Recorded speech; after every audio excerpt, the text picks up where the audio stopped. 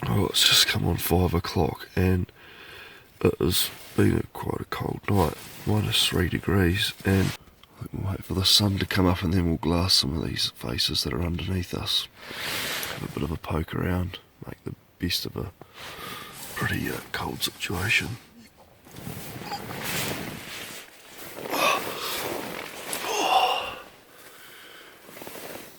What do you reckon, Dre? Pretty cool.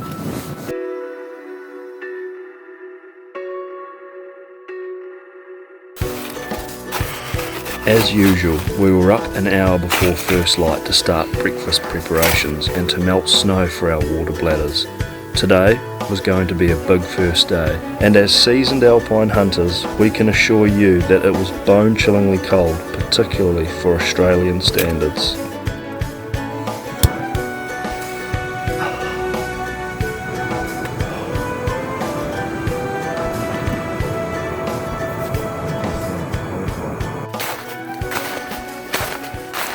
Andre and I have left camp and we've got about, probably got 10 or 15 minutes before first light. And we're planning on dropping down out of the snow and glassing some of this sort of north-facing slopes. Just going to do a series of big day hunts today and tomorrow. And then I think we're going to re-evaluate because there's no way we can cross the river down below. I've just checked the river data and it's up well over 1 metre, which makes life challenging and risky. Anyway, early bird gets the worm.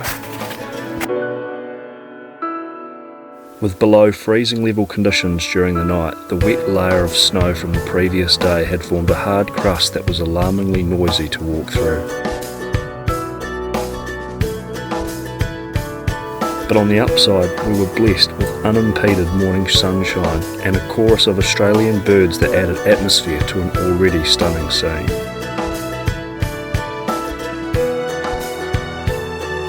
Taking advantage of the warm sun, we edge our way along north-facing ledges between 1400 metres and 1000 metres above sea level.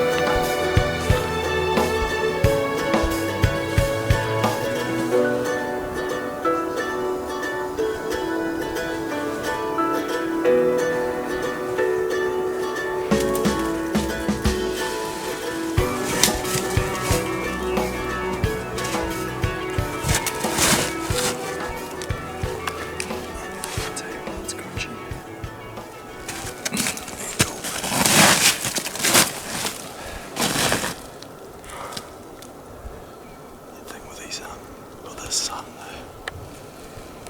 The deer probably want to get out and get warm just like us. Dre and I are underneath these ledges that are facing north, and we're sort of still in the snow line, but the snow line starts to peter out maybe another 100 metres down. We're just sitting up off a bit of a clearing that's quite nice looking really, so we're just going to sit it out for a fair bit of the day, just glassing now and then. See if anything pops out.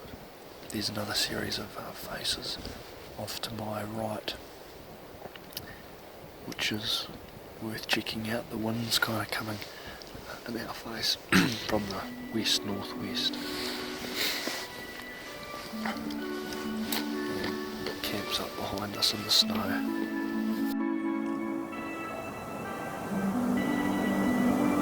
A relatively small game trail runs underneath us on the next ledge down and cuts across the length of the north-facing clearing towards cover.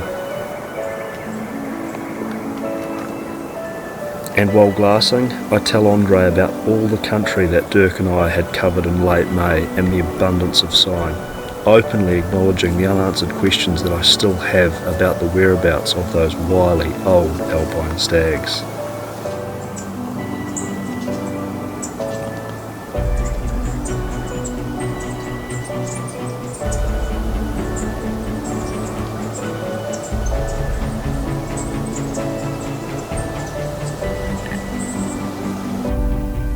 There is no doubt in my mind that those big mountains, valleys and elaborate river systems house animals that will die of old age, a thought that keeps us intently glassing throughout the day.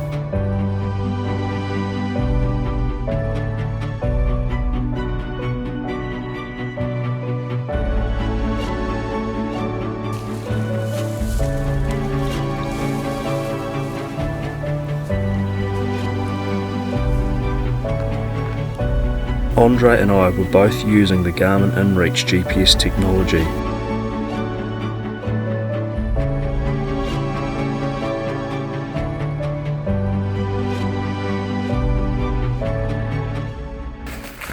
Andre and I have been moving all day just slowly through a series of guts, and now on the opposite spur that we're going to climb up and get to a vantage point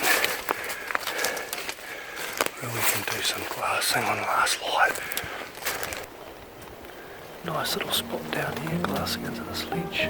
As the day wears on, we work our way into more country that offers different angles for glassing, and it's amazing how much country is literally right underneath our noses unknowingly until we climb, sidle and descend to find those prominent vantage points. Working the country like this takes time and effort, but it's a sure way to thoroughly comb the terrain as best we can.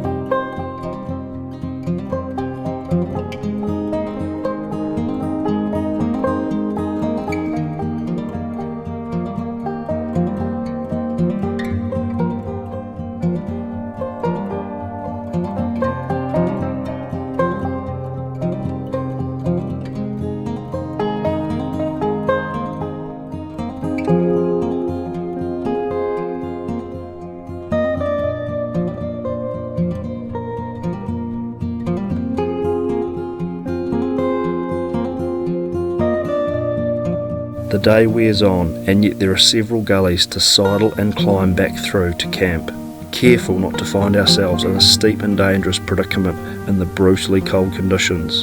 And as we head towards camp, we discuss the lack of animal sign and nil sightings up high in the ledges, planting the seed for an upheaval into new terrain, lower in elevation and situated in subalpine country, less likely to receive the high quantities of snow, rain and winds that are scheduled on the forecast for day 3.